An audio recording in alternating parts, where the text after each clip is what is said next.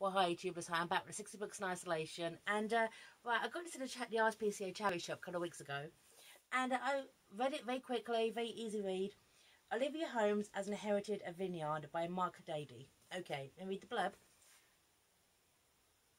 This Amazon UK bestseller, 44-year-old Londoner Olivia Holmes has a demanding job, a big mortgage, and an underwhelming love life. So when she and two distant cousins inherit a ramshackle vineyard, she may just have found a wonderful distraction from her everyday existence. However, there is a catch. An actual vineyard. Now, I don't know much about wine. I like rosé. I hate Prosecco. It's quite funny to get in this book. Fizzy wine is mentioned quite a bit. Fizzy wine. And I know they talk about Prosecco. Talking about the new, like, in... Right now, everyone's drinking fizzy wine. And I'm thinking, yeah, I know you mean Prosecco. And I hate Prosecco. It's just too fizzy. There's nothing to it. It's just, I don't... Honestly... You know, everyone's like, oh, well, you know, we've got Prosecco. And I'm like, yeah, great. That's why I drink cider or vodka. So, anyway, enough of my feelings okay about wine. Not doing much about it. This book, Mark Daydy did his research about wine and winemaking. There's bits where Olivia meets a fellow vineyard owner and they get chatting. And it's not like you're the rivals kind of thing. They're very, very supportive of each other's goals and dreams. Because Olivia has an absolutely... She's getting a really, really horrible situation. Her husband divorced her and is now with someone and pregnant with someone else. Olivia, early on in her marriage, she had a miscarriage. And throughout the book, she talks about Jamie. Jamie was the child who never existed. And Jamie was the name that she gave the miscarried child. Because it was a unisex name. She talked about Jamie, what she got Jamie for Christmas. Jamie would like horses, that kind of thing. And this sounds really bizarre because she's 44 years old, but I know there's a sequel coming out. I like to think that 44 is still not too old to be a mum. So maybe, hopefully, Mark, if you see this, hopefully. So, right, this starts off with Olivia at a work team building exercise. She works for, obviously, she works in the city, and it's this kind of thing that, luckily, my firm don't do team building weekends, okay? Right. And it shows how she's kind of so negative about her life and about how it's been. In the current climate, she needed to get stuck in. Had she once been one of the Go-Go Girls, that was the name co-workers had given her and two other women who joined Pride Grove in the same week 10 years ago. Olivia, Jules and Kimmy, fighters and doers, the Go-Go Girls. Except Jules and Kimmy had left to start their own public relations companies. For a time there was talk of Olivia doing likewise, and the adrenaline had certainly made her giddy with excitement. The race wasn't something she was comfortable with. Maybe it was super hard work she knew Jules and Kimmy were putting in. Maybe it was memories of her father struggling to run his business, run his failing used car business, and taking his own life when the debt mountain blocked out the sun. Exactly. Olivia doesn't take risks. She's too scared to. She's 44 years old and not taking a risk. This is a book full of a lot of regret about what could have been, And then she gets a call from her aunt, okay?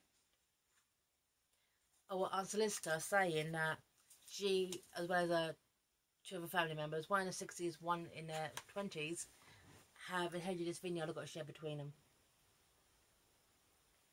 Right.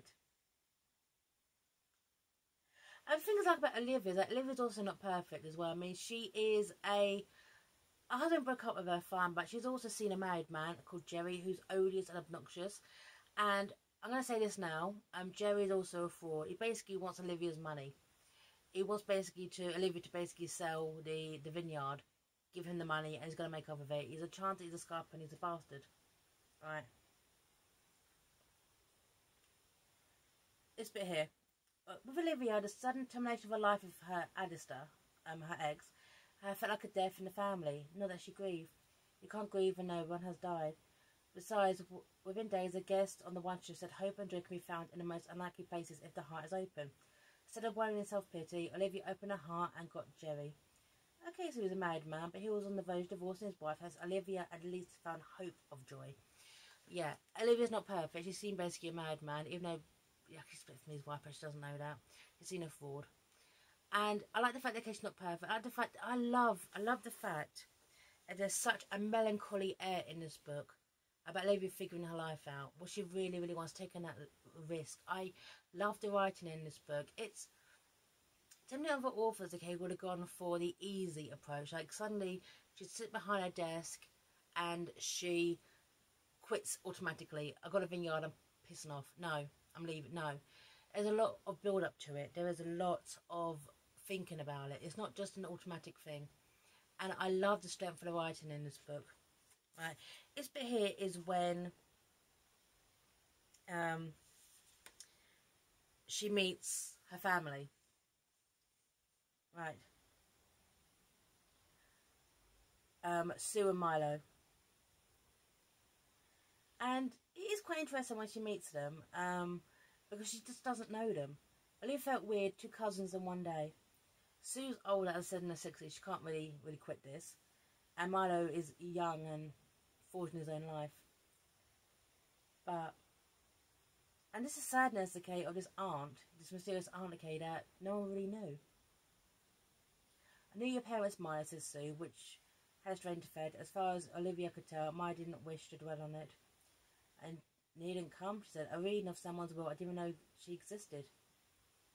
So, they get this vineyard, and of all these, they've got to stay there. One of them has got to basically move in to get the inheritance. They can sell it, but they've got to be there for pretty much a year. They've got to produce at least the grapes of one worthy bottle of wine. And it pretty much falls to Olivia because Sue's too old and Maya's forged his own path. And she tries to commute. She tries to go back and forth. Okay? And it takes a while to actually, as I said before, get there. And it's interesting as well because obviously for those who are reading this, who don't have relatives, we can't take it for granted. But Olivia doesn't. It just was weird, okay, for her having a family because she's been all alone for a very, very long time. I just bit here. Olivia continued to explore the idea of having relatives. It seemed like a novelty, as if they were at a children's party and been put together in a role-playing game. Right. But a question she began to emerge, one she suspected won't go away for a while. Could she, Sue and Milo, become some kind of a family to each other for real? That's the thing. Olivia's just searching for a family. She just doesn't have one. Doesn't have a husband. No children, sadly. And she's really looking for someone to care about. Someone to care about her. Someone to care about her.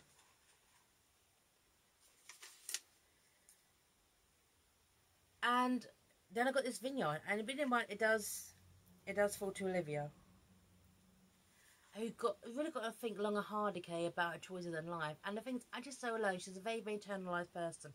This is a book about a lot of Olivia's internalised thoughts because she's got no one to talk to. A lot of it going around in her mind, and I think we all do. We all do. Shy, Shania, you can't talk to anyone. And I love her resistance as well. She doesn't like her job. This bit here. She doesn't want to give up her job. It was a routine that she liked.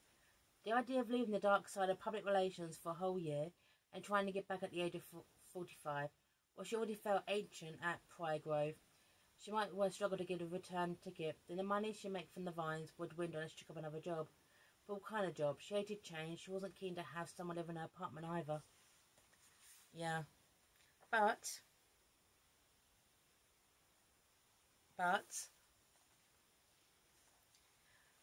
the thing as I mentioned, okay, about possible sequel is that Jamie, the never born Jamie, comes into her mind so often, which does make me think that a sequel will, you know, she'll have a child.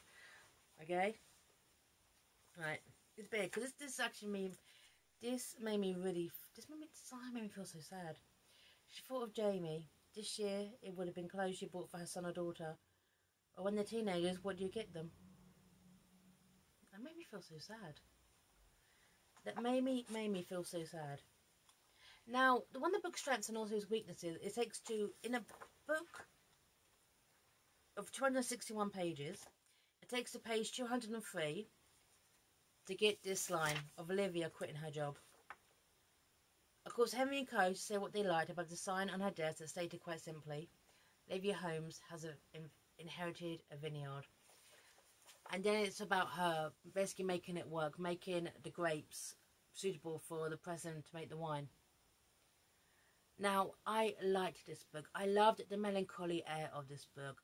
this is such a great novel by Mark Daydy, because it is a story of an introverted character who's got no one to talk to. It takes way too long to get going, but I find that refreshing.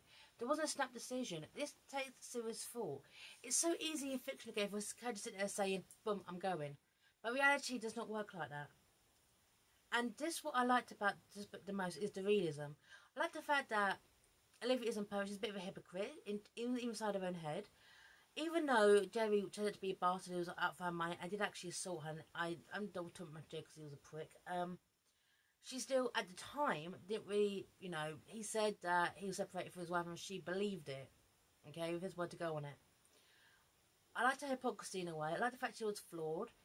And I like the fact, okay, that she's introverted because she doesn't have a family, but they bring out the best in her. Her interactions with Sue and Milo, one is because she's only in her 40s. Sue becomes like the awesome older aunt in a way, whereas Milo is the young one who basically they start giving advice to. So, I really, really enjoyed this book. It's different, it's fresh, and I like the melancholy air. So I do recommend Olivia Holmes Has Inherited a Vineyard by Mark Daydy. And I'm going to put links to it. It says it's an Amazon bestseller, so you definitely find Amazon. And I hope in the sequel, and I know it's a cliche, but what a mention of Jamie, the lost Jamie in his book, I do hope that a child is born. Can't help it. Okay, so enough here, YouTubers. Take care. And bye now.